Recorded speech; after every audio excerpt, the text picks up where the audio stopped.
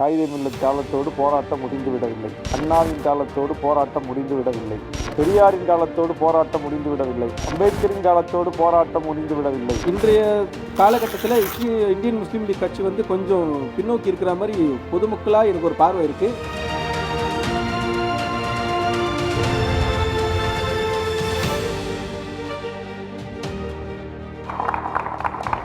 புதிய தலைமுறை நேயர்களுக்கு வணக்கம். இன்று நம்முடைய நிகழ்ச்சிக்கு வந்திருக்கக்கூடிய சிறப்பு விருந்தினர் சமூக செயற்பாட்டாளர், எழுத்தாளர், பேச்சாளர் போன்ற பன்முக திறமையாளர், நாகப்பட்டினம் தொகுதி சட்டமன்ற உறுப்பினரும் விடுதலை சிறுத்தைகள் கட்சியின் துணை பொதுச் செயலாளருமான திரு ஆலு ஷானவாஸ் அவர்களை இந்த நிகழ்ச்சிக்கு வரவேற்பதில் மிகுந்த மகிழ்ச்சி அடைகிறேன்.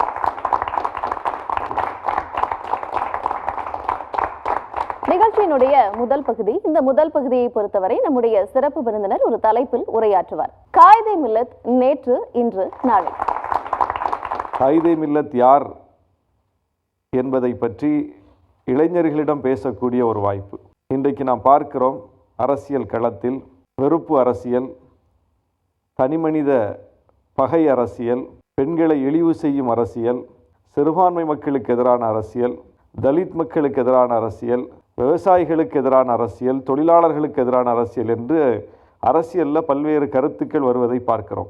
ஆனால் யாரையும் தனிப்பட்ட முறையில் தாக்காமல் கொள்கை முரணாக மட்டுமே அணுகி எல்லோரிடமும் அன்பு பாராட்டி, நட்பு பாராட்டி, கண்ணிய அரசியலை கட்டி காப்பாற்றியவர்தான் கண்ணியத்திற்குரிய காயிதே மில்லத். இந்த அரசு இளைஞர்களை அறவழிப்படுத்த, அறிவு வழிப்படுத்த பிரம்மாண்டமான நூலகங்களை கட்டி எழுப்பி கொண்டிருக்கிறது. அப்படி அண்ணாவின் பெயரில், கலைஞரின் பெயரில், பெரியாரின் பெயரில், காமராசரின் பெயரில் நூலகங்கள் கட்டி எழுப்பப்பட்டிருக்கிற தமிழ்நாட்டில், நெல்லையில் கண்ணியத்திற்குரிய காயிதே மில்லத் பெயரிலும் ஒரு நூலகம் என்று அரசு அறிவித்திருக்கிறது. அவருடைய உருவப்படம் அஞ்சல் தலையாக வெளியிடப்பட்டிருக்கிறது.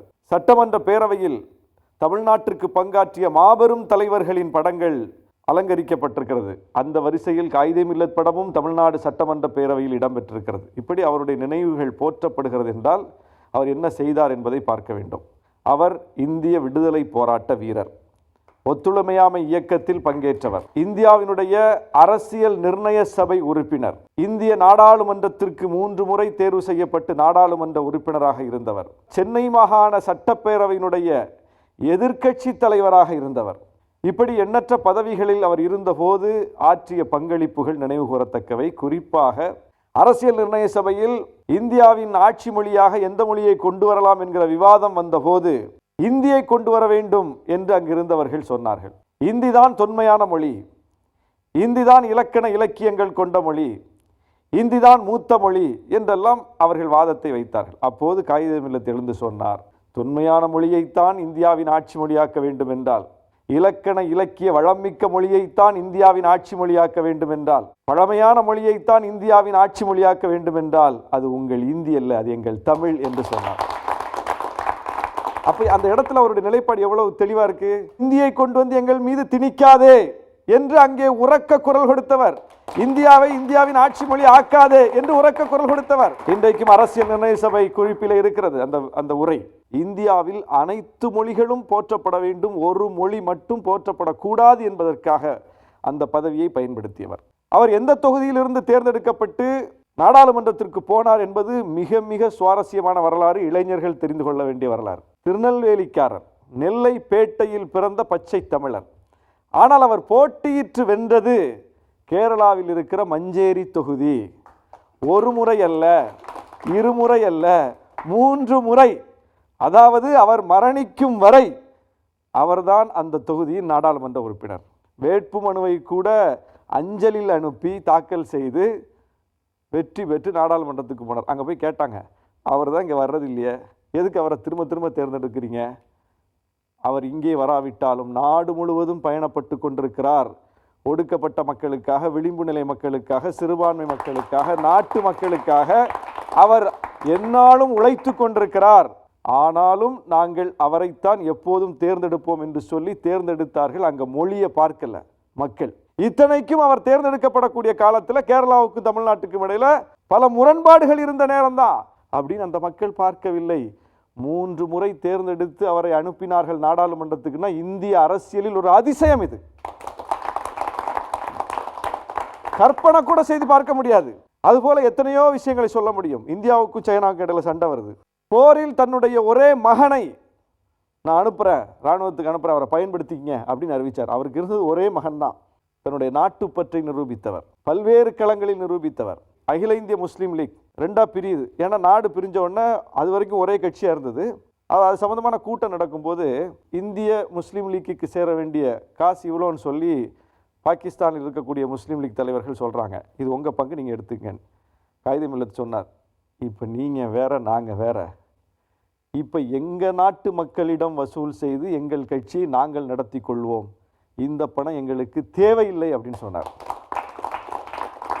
அப்போ லியாக்கத் அலி கான் சொல்கிறார், பாகிஸ்தானுடைய முதல் பிரதமர், இப்போ வேற, நீங்கள் வேற நாடு, நாங்கள் வேற நாடாக மாறிட்டோம். இப்போ உங்கள் நாட்டில் நீங்கள் சிறுபான்மை ஆகிவிட்டீர்கள், இங்கே நாங்கள் ஆட்சி அதிகாரம் செலுத்தக்கூடிய அளவுக்கு பெரும்பான்மை வலிமையோடு இருக்கிறோம். உங்களுக்கு எதுவும் பிரச்சனைனா எங்கள்கிட்ட சொல்லுங்கள், நாங்கள் கேட்குறோம் அப்படின்னு. காயிதே மில்லத் என்ன சொன்னார்னா, எங்கள் நாட்டுக்குன்னு ஒரு கான்ஸ்டியூஷன் வருது, எங்கள் நாட்டில் உள்ள பிரச்சனைகளை பேசுகிறதுக்கு எங்களுக்கு தெரியும்.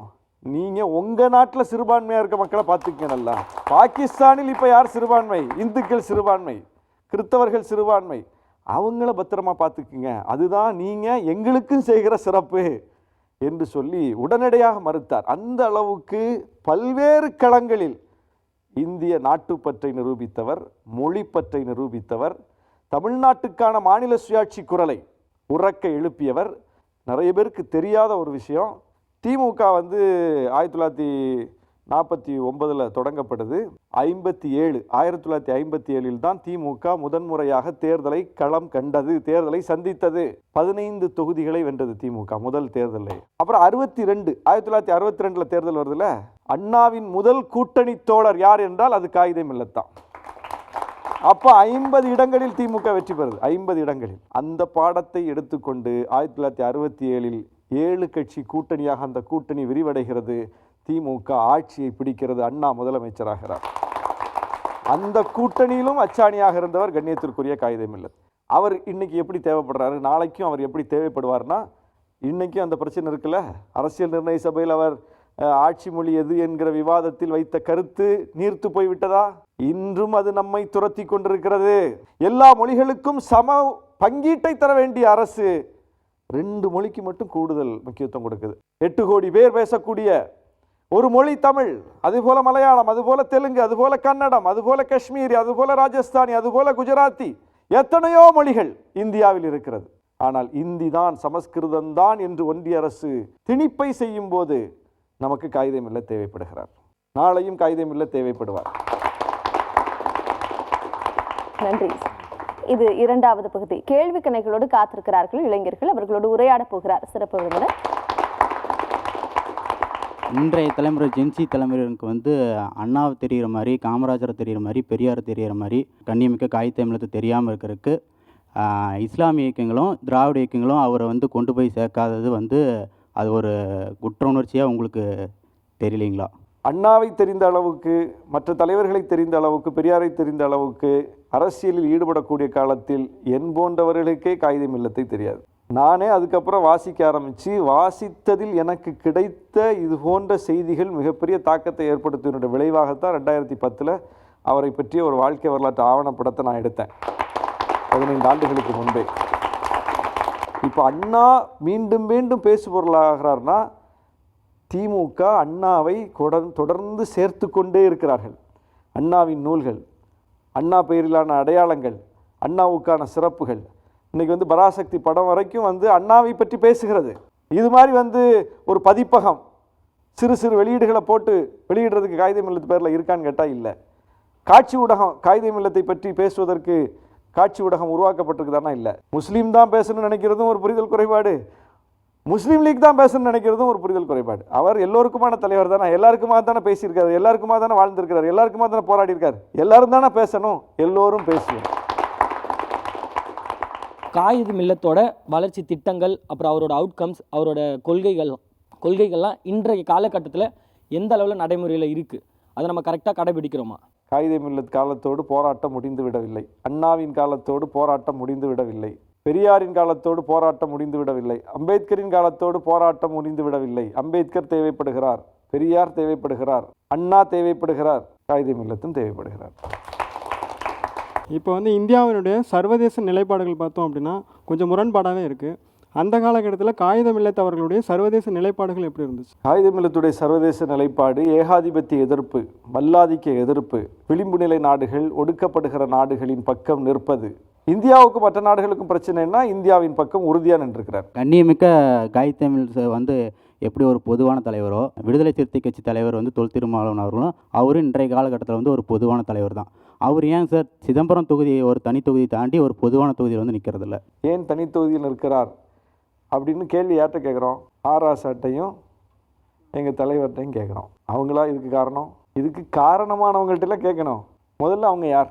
இந்துவாக பிறந்தவர்கள். இந்து என்பது ஒரு சமூகமாக இருக்கும்போது, ஒரு மதமாக இருக்கும்போது, இந்துவாக பிறந்த இன்னொருவர் எங்கே வேணாலும் நிற்கலாம். அப்படிங்கும்போது இந்துவாக பிறந்த இவங்க மட்டும் அங்கே போய் நிற்க வேண்டிய சூழ்நிலை இருக்குது.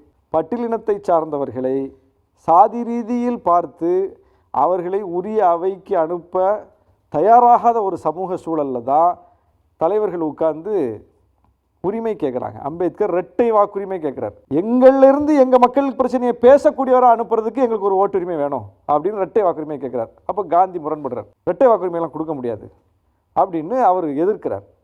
அந்த டிஸ்பியூட்டில் உருவானது தான் இந்த தனித்தொகுதி முறை.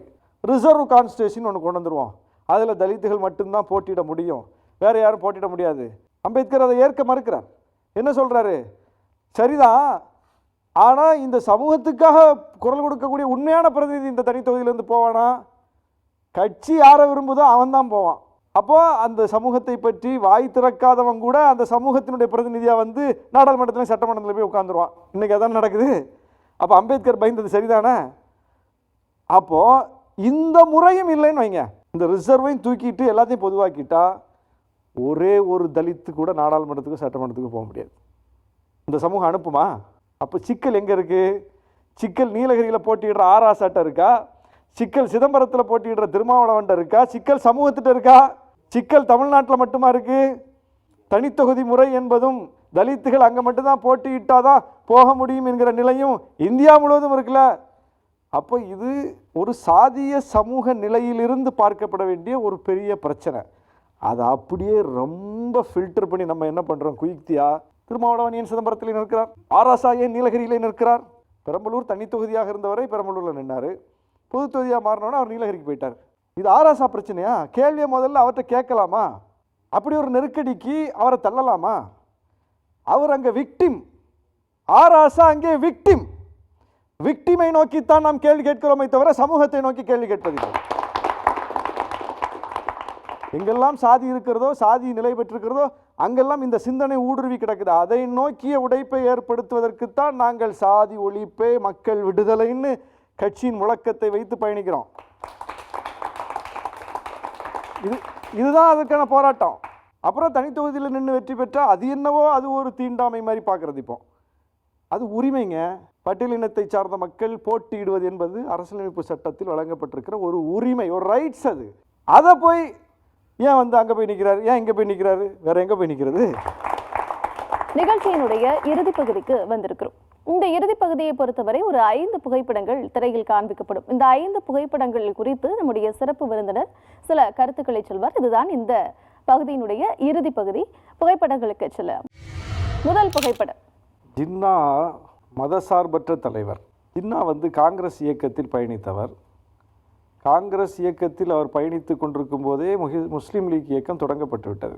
முஸ்லீம் லீக் இயக்கம் 1906 தொடங்கப்பட்டது. ஜின்னா 1930களில் தான் முஸ்லீம் லீக்கில் சேர்றார். முஸ்லீம் லீக் தலைவர் ஜின்னா பாகிஸ்தானை பிரித்து வாங்கிட்டு போனார் அப்படிங்கிற பார்வை தானே நமக்கு இருக்குது. முஸ்லீம்களுக்குன்னு தனியாக ஒரு கட்சியே இருக்கக்கூடாதுன்னு சொன்னார். காங்கிரஸ் கட்சி தான் பொதுவான கட்சி, அங்கே தான் முஸ்லீம்கள் இருக்கணும் அப்படின்னு வாதம் வைத்தவர் ஜின்னா. அதாவது முஸ்லீம்களுக்காக ஒரு கட்சியே இருக்கக்கூடாதுன்னு சொன்னவர் முஸ்லீம்களுக்குன்னு ஒரு நாட்டை வாங்கிட்டு போனார்.